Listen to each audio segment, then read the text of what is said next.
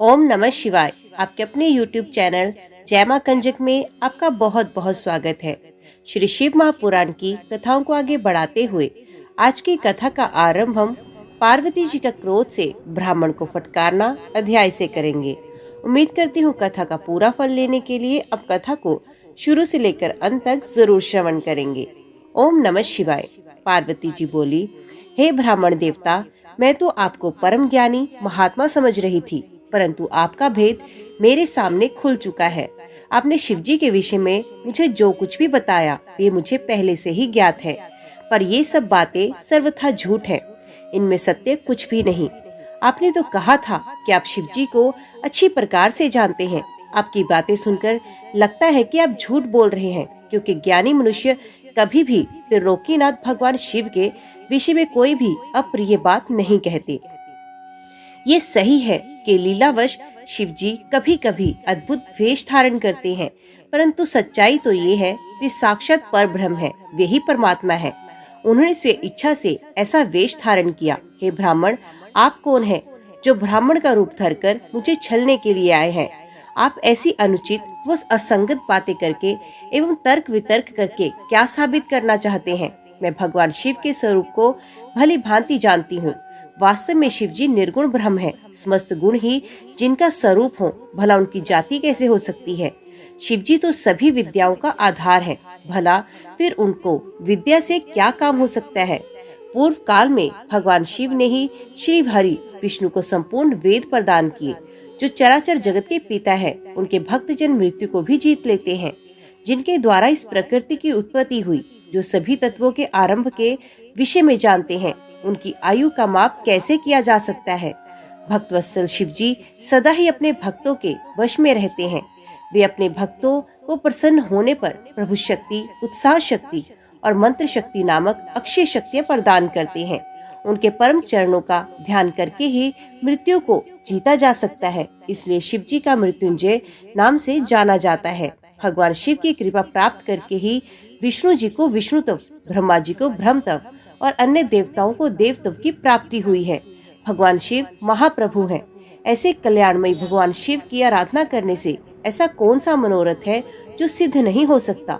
उनकी सेवा ना करने से मनुष्य 7 जन्मों तक दरिद्र होता है, वहीं दूसरा और उनका भक्ति पूर्वक पूजन करने से सदैव के लिए लक्ष्मी प्राप्त होती है।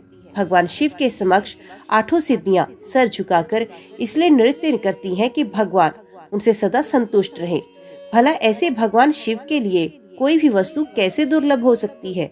भगवान शिव का स्मरण करने से ही सबका मंगल होता है। इनकी पूजा के प्रभाव से ही उपासक की सभी कामनाएं सिद्धि होती हैं। ऐसे निर्विकारी भगवान शिव में भला विकार कहाँ से और कैसे आ सकता है? जिस मनुष्य के मुख में सदैव शिव का मंगलकारी नाम रहता है, उसके दर्शन मात्र से ही सब पवित्र हो जाते हैं। आपने कहा था कि वे अपने शरीर पर चिता की भस्म लगाते हैं। ये पूर्णतः सच है, परंतु उनके शरीर पर लगी हुई यह भस्म जब जमीन पर गिरकर झड़ती है, तो क्यों सभी देवता उस भस्म को अपने मस्तक पर लगाकर खुद को धन्य समझते हैं? अर्थात उनके स्पर्श मात्र से ही अपवित्र वस्तु भी पवित्र हो जाती है। भगवान शिव ही इस जगत के पालन करता, सृष्टिकर्ता और संहारक है। भला उन्हें कैसे साधारण बुद्धि द्वारा जाना जा सकता है? उनके निर्गुण रूप को आप जैसे लोग कैसे जान सकते हैं? दुराचारी और पापी मनुष्य भगवान शिव के स्वरूप को नहीं समझ सकते। जो मनुष्य अपने अहंकार, अज्ञानता के कारण शिव तत्व की निंदा करते हैं, उसके जन्म का सारा पुण्य भस्म हो जाता है। हे ब्राह्मण, आपको ज्ञानी महात्मा जानकर मैंने आपकी पूजा की, परंतु आपने शिवजी की निंदा करके अपने साथ साथ मुझे भी पाप का भागी बना दिया। अब घोर शिवद्रोही है। शास्त्रों में बताया गया है, शिवद्रोही का दर्शन हो जाने पर शुद्धिकरण हेतु स्नान करना चाहिए तथा प्रायश्चित करना चाहिए। ये कहकर देवी पार्वती का क्रोध और बढ़ गया और वे बोली, अरे दुष्ट, तुम तो कह रहे थे कि तुम शंकर को जानते हो, परंतु सच तो ये है तुम उन सनातन शिव को नहीं जानते। भगवान शिव परम ज्ञानी, सत्पुरुषों के प्रियतम वो सदैव निर्विकार रहने वाले हैं। वे मेरे अभीष्ट देव हैं। ब्रह्मा और विष्णु भी सदा महादेव जी को नमन करते हैं। सारे देवताओं द्वारा शिव जी को आराध्य माना जाता। काल भी सदा उनके साथ रहता है, अधीन रहता है। वे भक्त वत्सल शिव शंकर ही सर्वेश्वर हैं और हम सबके परमेश्वर हैं। वे दीन दुखियों पर अपनी कृपा दृष्टि बनाए रखते हैं। उन्हीं महादेव जी को पति के रूप में प्राप्त करने हेतु ही मैं शुद्ध हृदय से इस वन में घोर तपस्या कर रही हूँ। वे मुझे अपनी कृपा दृष्टि से कृतार्थ कर मेरे मन की इच्छा को पूरी करें। ऐसा कहकर देवी पार्वती चुप हो गई और निर्विकार होकर पुनः शांत मन से शिव जी का ध्यान करने लगी। उनकी बातों को सुन ब्राह्मण देवता ने जैसे ही कुछ कहना चाहा, पार्वती ने मुंह फेर लिया और अपनी सखी विजया से बोली, सखी, इस अधम ब्राह्मण को रोको। ये बहुत देर से मेरे आराध्य प्रभु शिव की निंदा कर रहा है। अब पुण्य उनके विषय में कुछ बड़ा भूला कहेगा। शिव निंदा करने वालों के साथ साथ शिव निंदा सुनने वाला भी पाप का भागी होता है। अतः भगवान शिव के उपासकों को शिव निंदा करने वाले का वध कर देना चाहिए। यदि शिव निंदा करने वाला कोई ब्राह्मण हो तो उसको त्याग देना चाहिए तथा उस स्थान से दूर चले जाना चाहिए। ये दुष्ट ब्राह्मण है, अतः हम इसका वध नहीं कर सकते, इसलिए हमें इसका तुरंत त्याग करना चाहिए। हमें इसका मुंह भी नहीं देखना चाहिए। हम सब आज इसी समय इस स्थान को छोड़कर किसी दूसरे स्थान पर चले जाते हैं, ताकि इस अज्ञानी ब्राह्मण से पुण्य हमारी भेंट ना हो। इस प्रकार कहकर देवी पार्वती ने जैसे ही कहीं और चले जाने का उद्देश्य से अपना पैर आगे बढ़ाया, वैसे ही भगवान शिव अपने साक्षात रूप में उनके सामने प्रकट हो गए। देवी पार्वती ने अपने ध्यान के दौरान शिव के जिस रूप का स्मरण किया था, शिव जी उन्हें उसी रूप के साक्षात दर्शन करा दिए। साक्षात भगवान शिव शंकर को इस तरह अनायास ही अपने सामने पाकर गिरजा नंदिनी पार्वती का सर शर्म से झुक गया। तब भगवान शिव देवी पार्वती से बोले, हे प्रिय, आप मुझे यहाँ अकेला छोड़कर कहाँ जा रही हैं? देवी, मैं आपकी इस कठोर तपस्या से अत्यंत प्रसन्न हूँ। मैंने सभी देवताओं एवं ऋषि मुनियों से आपकी तपस्या और दृढ़ निश्चय की प्रशंसा सुनी है, इसलिए आपकी परीक्षा लेने की ठानकर मैं आपके सामने चला आया। अब आप मुझसे कुछ भी मांग सकती हैं, क्योंकि मैं जान चुका हूँ आप अप्रतिम सौंदर्य की प्रतिमा होने के साथ साथ ज्ञान, बुद्धि और विवेक का अनूठा संगम है। आज अपने उत्तम भक्ति भाव से मुझे अपना खरीदा हुआ दास बना दिया है। सुस्थिर चित्त वाली देवी गिरजा, मैं जान गया हूँ आप ही मेरी सनातन पत्नी हैं। मैंने अनेकों प्रकार से बार बार आपकी परीक्षा ली। हे देवी, मेरे इस अपराध को आप क्षमा करें। हे शिवे, इन तीनों लोकों में आपके समान अनुरागिनी कोई नहीं, ना थी, ना है, ना कोई हो सकती है। मैं आपके अधीन हूँ। देवी, आपने मुझे पति बनाने का उद्देश्य मन में लेकर कि यही कठिन तपस्या की, अतः आपकी इस इच्छा को पूरा करना मेरा धर्म है।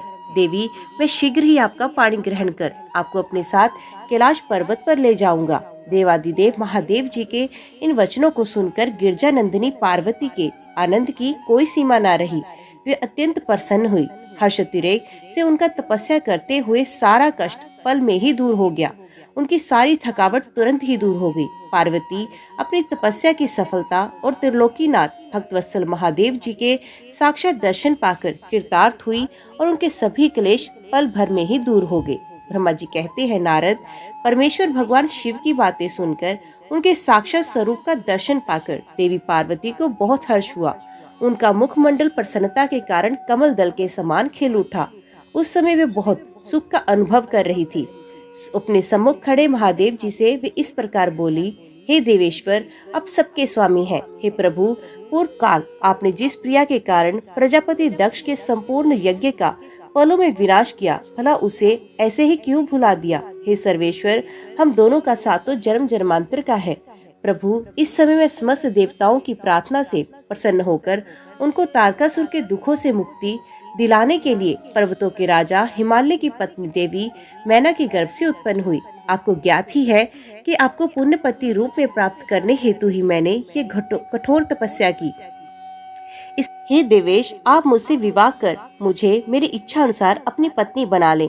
भगवान, आप तो अनेक लीलाएं रचते हैं। अब आप मेरे पिता शैलराज हिमालय और मेरी माता मैना के समक्ष चलकर उनसे मेरा हाथ मांग लीजिए। भगवान, जब आप इन सब बातों से मेरे पिता को अवगत कराएंगे तो वे निश्चय ही मेरा हाथ प्रसन्नता पूर्वक आपको सौंप देंगे। पूर्व जन्म में जब मैं प्रजापति दक्ष की पुत्री सती थी, उस समय मेरा और आपका विवाह हुआ। तब मेरे पिता दक्ष ने ग्रहों की पूजा नहीं की।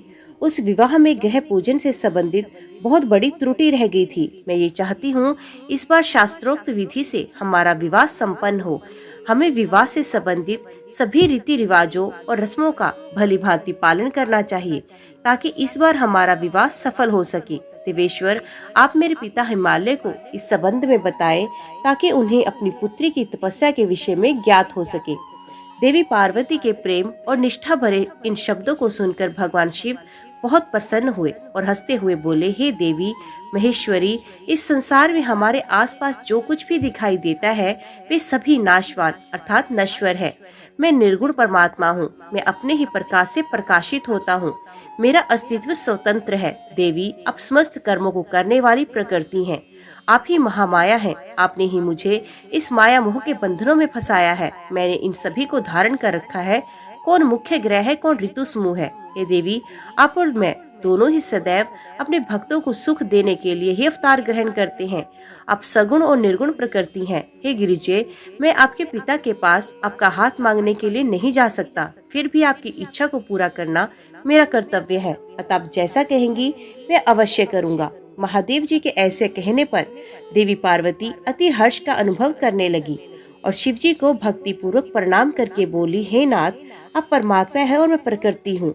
हम दोनों का अस्तित्व स्वतंत्र एवं सगुण है, फिर भी अपने भक्तों की इच्छा पूरा करना हमारा कर्तव्य है। भगवान, मेरे पिता हिमालय से मेरा हाथ मांगकर उन्हें दाता होने का सौभाग्य प्रदान करे। हे प्रभु, आप तो जगत में भक्तवत्सल नाम से विख्यात है। मैं भी तो आपकी परम भक्त हूँ। क्या मेरी इच्छा को पूरा करना आपके लिए महत्वपूर्ण नहीं है? नाथ, हम दोनों जन्म जन्म से एक दूसरे के हैं। हमारा अस्तित्व एक साथ है, तभी तो आपका अर्धनारीश्वर रूप सभी मनुष्यों, ऋषि मुनियों एवं देवताओं द्वारा पूज्य है। मैं आपकी पत्नी हूँ। मैं जानती हूँ कि आप निर्गुण, निराकार, परब्रह्म परमेश्वर हैं। आप सदा अपने भक्तों का हित करने वाले हैं। आप अनेकों प्रकार की लीलाएं रचते हैं। भगवान, आप सर्वज्ञ हैं। मुझ दीन पर भी अपनी कृपा दृष्टि करिए और अनोखी लीला रचकर इस कार्य की सिद्धि कीजिए। नारद, ऐसा कहकर देवी पार्वती दोनों हाथ जोड़कर और मस्तक झुकाकर खड़ी हो गई। अपनी प्राण वल्लभा पार्वती की इच्छा का सम्मान करते हुए महादेव जी ने हिमालय से उनका हाथ मांगने हेतु अपनी स्वीकृति प्रदान की। तत्पश्चात त्रिलोकीनाथ महादेव जी उस स्थान से अंतर ध्यान होकर अपने निवास स्थान कैलाश पर्वत पर चले गए। कैलाश पर्वत पर पहुंचकर शिवजी ने प्रसन्नता पूर्वक सारा वृत्तांत नंदीश्वर सहित अपने सभी गणों को सुनाया। ये जानकर सभी गण बहुत खुश हुए और नाचने गाने लगे। उस समय वहाँ महान उत्सव होने लगा। उस समय सभी खुश और आनंद का वातावरण था। नारद, भगवान शिव के वहाँ से अंतर ध्यान हो जाने के उपरांत देवी पार्वती भी अपनी सखियों के साथ प्रसन्नता पूर्वक अपने पिता की घर की ओर चल दी। उनके आने का शुभ समाचार सुनकर देवी मैना और हिमालय बहुत प्रसन्न हुए और तुरंत सिंहासन से उठकर देवी पार्वती से मिलने के लिए चल दिए। उनके सभी भाई भी उनकी जय जयकार करते हुए उनसे मिलने के लिए आगे चले गए। देवी पार्वती अपने नगर के निकट पहुंची। वहां उन्होंने अपने माता पिता और भाइयों को नगर के मुख्य द्वार पर अपना इंतजार करते हुए पाया। वे अत्यंत हर्ष से विभोर होकर उनका स्वागत करने के लिए खड़े थे। पार्वती ने हाथ जोड़कर उन्हें प्रणाम किया। हिमालय और मैना ने अपनी पुत्री को अनेकानेक आशीर्वाद देकर गले से लगा लिया। भाव विहोल होकर उनकी आंखों से आंसू टपकने लगे। सभी उपस्थित लोगों ने उनकी मुक्त हृदय से प्रशंसा की। वे कहने लगे कि पार्वती ने उनके कुल का उद्धार किया है और अपने मनोवांछित कार्य की सिद्धि की है। इस प्रकार सभी प्रसन्न थे और उनकी प्रशंसा करते हुए थक नहीं रहे थे। लोगों ने सुगंधित पुष्पों, चंदन एवं अन्य सामग्रियों से देवी पार्वती का पूजन किया। इस शुभ बेला में उन पर स्वर्ग से देवताओं ने भी पुष्प वर्षा की तथा उनकी स्तुति की। तत्पश्चात बहुत आदर सहित उनके घर की ओर जाया गया और विधि विधान से उनका गृह प्रवेश करवाया गया। ब्राह्मणों, ऋषि मुनियों, देवताओं, प्रजाजनों ने उन्हें अनेकों शुभ व उत्तम आशीर्वाद प्रदान किए। इस शुभ अवसर पर शैलराज हिमालय ने ब्राह्मणों एवं दीन दुखियों को दान दिया। उन्होंने ब्राह्मणों से मंगल पाठ भी कराया। उन्होंने पधारे हुए सभी ऋषि मुनियों, देवताओं और स्त्री पुरुषों का आदर सत्कार किया। तत्पश्चात हिमालय अपनी पत्नी मैना को साथ लेकर गंगा स्नान को चलने लगे। तभी भगवान शिव नाचने वाले नट का वेश धारण करके उनके समीप पहुँचे। उनके बाएं हाथ में सींग और दाहिने हाथ में डमरू था। पीठ पर कथरी रखी हुई थी। उन्होंने सुंदर लाल वस्त्र पहने थे। नाचने गाने में वे पूर्णत मग्न थे। नट रूप धारण किए हुए शिवजी ने बहुत सुंदर नृत्य किया और अनेक प्रकार के गीत गाकर सभी का मन मोह लिया। नृत्य करते समय वे बीच बीच में शंख और डमरू भी बजा रहे थे, मनोरम लीलाएं कर रहे थे। उनकी इस प्रकार की मन को हर लेने वाली लीलाएं देखने के लिए पूरे नगर के स्त्री पुरुष बच्चे बूढ़े वहां आ गए। नट रूपी भगवान शिव को नृत्य करते हुए देखकर, उनका गाना सुनकर सभी मंत्रमुग्ध हो गए। परंतु देवी पार्वती से भला ये सब कैसे छिपता। उन्होंने मन ही मन अपने प्रिय महादेव जी के साक्षात दर्शन कर लिए। शिव जी का रूप ही अलौकिक है। उन्होंने पूरे शरीर पर विभूति मल रखी थी तथा उनके शरीर पर त्रिशूल बना हुआ था। गले में हड्डियों की माला पहन रखी थी। उनका मुख सूर्य के तेज के समान शोभा पा रहा था। उनके गले में यज्ञोपवीत के समान नाग लटका हुआ था। त्रिलोकीनाथ भगवान शिव के इस सुंदर मनोहारी स्वरूप का हृदय में दर्शन कर लेने मात्र से ही देवी पार्वती हर्ष से बेहोश हो गई। वे जैसे उनके स्वप्न में कह रहे थे कि देवी अपना मनवांछित वर मांगो। हृदय में विराजमान इस अनोखे स्वरूप को मन ही मन प्रणाम करके पार्वती ने कहा, भगवान मेरे पति बन जाइए। तब देवेश्वर ने मुस्कुराते हुए कहा, तथास्तु, और उनके स्वप्न से अंतर ध्यान हो गए। जब उनकी आंखें खुली तो उन्होंने शिव जी को नट रूप धारण किए हुए वहां नाचते हुए देखा। नट के रूप में स्वयं भक्त वत्सल भगवान शिव के नाच गाने से प्रसन्न होकर पार्वती की माता मैना सोने की थाली में रत्न माणिक, हीरे और सोना लेकर उन्हें भिक्षा देने आई। उनका ऐश्वर्य देखकर शिवजी बहुत प्रसन्न हुए, परंतु उन्होंने उन सुंदर रत्नों और भूषणों से को लेने से इनकार कर दिया और वे बोले, देवी भला मुझे रत्नों और आभूषणों से क्या लेना देना। यदि आप मुझे कुछ देना ही चाहती हैं तो अपनी कन्या का दान दे दीजिए। ये कहकर वे पुनः नृत्य करने लगे। उनकी बातें सुनकर देवी मैना क्रोध से भर गई। वे उन्हें उसी समय वहां से निकालना चाहती थी कि तभी गिरिराज हिमालय भी गंगा स्नान करके वापस लौटे। जब उनकी पत्नी मैना ने उन्हें सभी बातें बताई तो वे भी जल्द से जल्द नट को वहां से निकालने को तैयार हो गए। उन्होंने अपने सेवकों को नट को बाहर निकालने की आज्ञा दी, परंतु ये असंभव था। वे साक्षात शिव भले ही नट का रूप धारण किए हुए थे, परंतु उनका शरीर अद्भुत तेज से संपन्न था और वे परम तेजस्वी दिखाई दे रहे थे। उन्होंने उठाकर निकाल फेंकना तो दूर की बात, उन्हें तो छूना भी कठिन था। तब उन्होंने मैना हिमालय को अनेक प्रकार की लीलाएं रचकर दिखाई। नट ने तुरंत ही श्री हरि विष्णु का रूप धारण किया।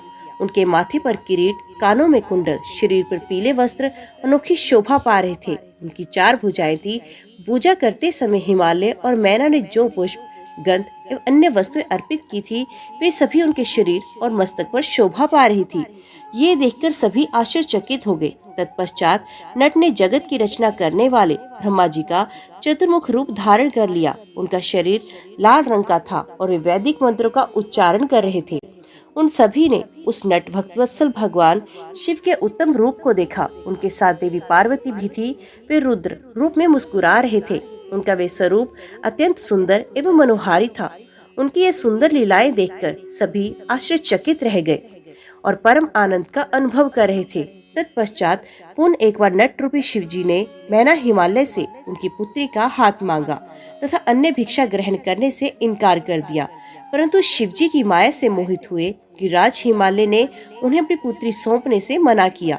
बिना कुछ भी लिए वे नट वहां से अंतर्ध्यान हो गए। वे सोचने लगे कि स्वयं भगवान शिव ही थे जो स्वयं यहाँ पधार कर हमारी कन्या का हाथ मांग रहे थे। हमें अपनी माया से छलकर अपने निवास कैलाश पर वापस चले गए। ये सोचकर हिमालय और मैना दोनों एक पल को बहुत प्रसन्न हुए, परंतु अगले ही पल ये सोचकर उदास हो गए कि हमने स्वयं साक्षात शिवजी को बिना कुछ दिए, उनका आदर सम्मान किए बिना ही खाली हाथ अपने द्वार से लौटा दिया। वे अत्यंत व्याकुल हो उठे। हे नारद, गिरिराज हिमालय और देवी मैना के मन में भगवान शिव के प्रति भक्ति भाव देखकर सभी देव आपस में विचार विमर्श करने लगे। तब देवताओं के गुरु बृहस्पति और ब्रह्मा जी से आज्ञा लेकर सभी भगवान शिव के पास कैलाश पर्वत पर गए। वहां पहुंचकर उन्होंने हाथ जोड़कर शिव जी को प्रणाम किया और उनकी अनेकानेक बार स्तुति की। देवता बोले, हे देवादिदेव महादेव भगवान शंकर, हम दोनों हाथ जोड़कर आपकी शरण में आए हैं, हम पर प्रसन्न होइए।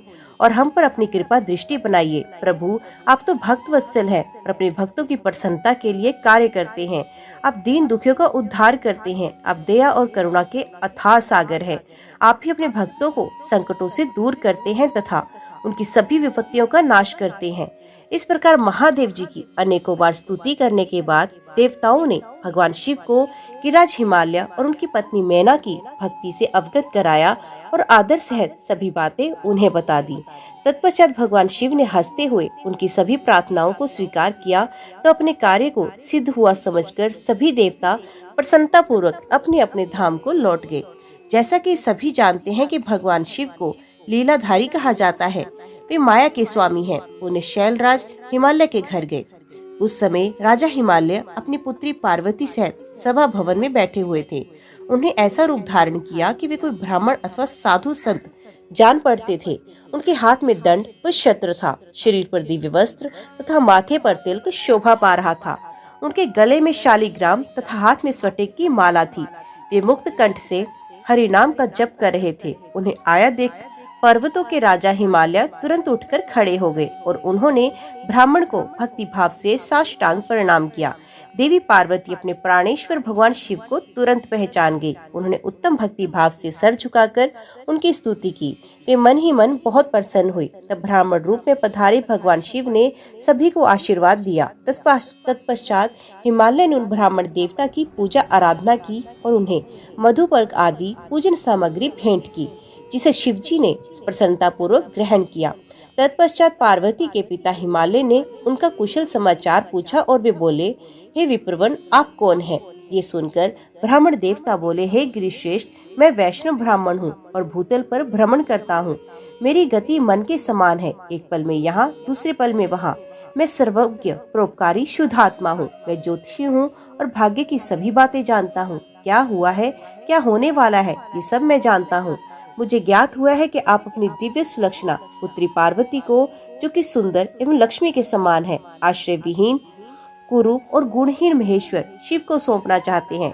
वे शिवजी तो मरघट में रहते हैं। उनके शरीर पर हर समय सांप लिपटे हैं और वे अधिक समय योग और ध्यान में ही बिताते हैं। वे नंग धड़ंग होकर ही इधर उधर भटकते रहते हैं। उनके पास पहनने के लिए वस्त्र नहीं। आज कोई उनके कुल के विषय में भी नहीं जानता। वे स्वभाव से उग्र है। बात बात पर उन्हें गुस्सा आ जाता है। अपने शरीर पर सदा भस्म लगाते हैं। सर पर उन्होंने जटाजूट धारण कर रखा है। ऐसे अयोग्य वर्ग को, जिसमें अच्छा और रुचिकर कहने लायक कुछ भी नहीं, आप क्यों अपनी पुत्री का जीवन साथी बनाना चाहते हैं? आपका ये सोचना कि शिव ही आपकी पुत्री के योग्य है सर्वथा गलत है। आप तो महान ज्ञानी हैं। आप नारायण कुल में उत्पन्न हुए। भला आपकी सुंदर पुत्री को वरों की क्या कमी हो सकती है? उस परम सुंदरी से विवाह करने को अनेकों देशों के महान वीर, बलशाली, सुंदर स्वस्थ राजा और राजकुमार सहर्ष तैयार हो जाएंगे। आप तो समृद्धिशाली हैं। आपके घर में भला किस वस्तु की कमी? परंतु शैलराज, जहाँ आप अपनी पुत्री को ब्याहना चाह रहे हैं, वे बहुत निर्धन है। यहाँ तक कि उनके भाई बंधु भी नहीं है। वे सर्वथा अकेले हैं। गिरिराज हिमालय, आपके पास अभी समय है। आप अपने भाई बंधुओं, पुत्रों व अपनी प्रिय पत्नी देवी मैना से इस विषय में सलाह कर ले, परंतु अपनी पुत्री पार्वती से इस विषय में कोई सलाह ना ले, क्योंकि वे शिव के गुण दोषों के बारे में कुछ नहीं जानती। ऐसा कहकर ब्राह्मण देवता, जो वास्तव में साक्षात भगवान शिव ही थे, हिमालय का आदर सत्कार ग्रहण करके आनंद पूर्वक वहाँ से अपने धाम को चले गए। ओम नमः शिवाय। आज की वीडियो में इतना ही। उम्मीद करती हूँ वीडियो आपको पसंद आई होगी। वीडियो पसंद आई हो तो वीडियो को लाइक और चैनल को सब्सक्राइब जरूर कीजिएगा। ओम नमः शिवाय लिखकर कमेंट बॉक्स में अपनी हाजिरी और अपने सुझाव देना ना भूलिएगा। तो मिलते हैं अगले अध्याय के साथ। तब तक के लिए देखते व सुनते रहिए। जय मां कंजक, जय माता दी।